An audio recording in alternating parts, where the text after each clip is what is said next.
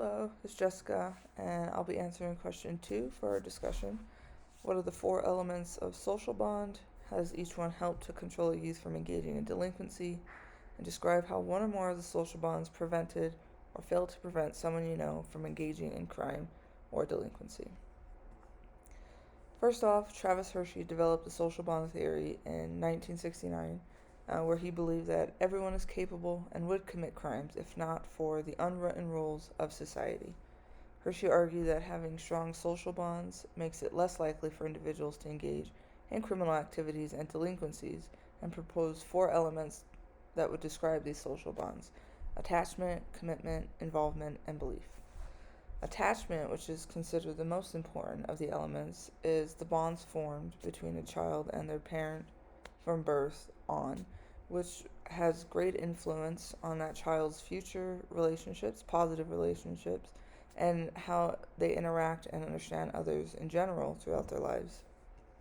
A commitment is when an individual abides by the conventional goals set by society, their community, or even just their family, in fear of risking alienations from those groups and the fear of consequences of stepping out of line, so to speak.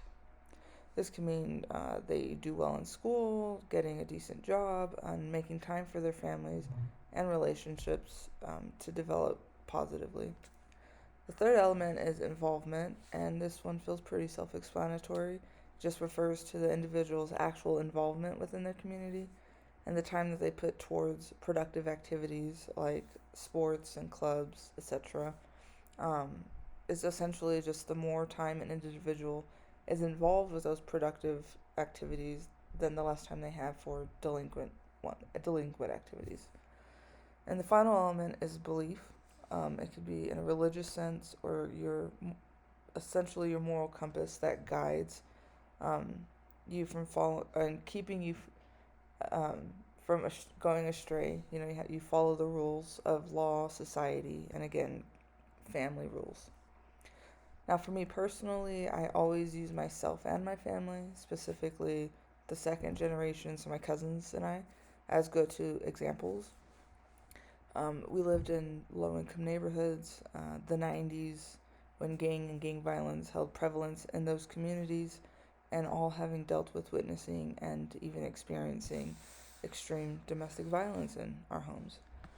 Personally, I was also born to a single teenage mother, and then everyone being a first-generation American, the cousins, that is, that can all be considered a lot of strain and lead to negative elements, which could lead one to delinquency or a life of crime. However, I believe strongly, because of our attachments to our family early on, that it made us all strong individuals and with a striving point to do well in school and as adults, because there was instilled such a strong moral compass within us all and set a standard of living that they made sure we met. Another element would be involvement, as I've grown to believe this, but my family strongly believed being defined by athletics.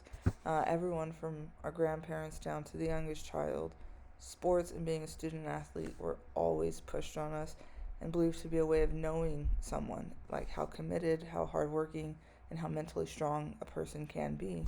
So we were all heavily involved in maintaining good grades and being well educated and being good in sports from the moment I'd say that we could walk.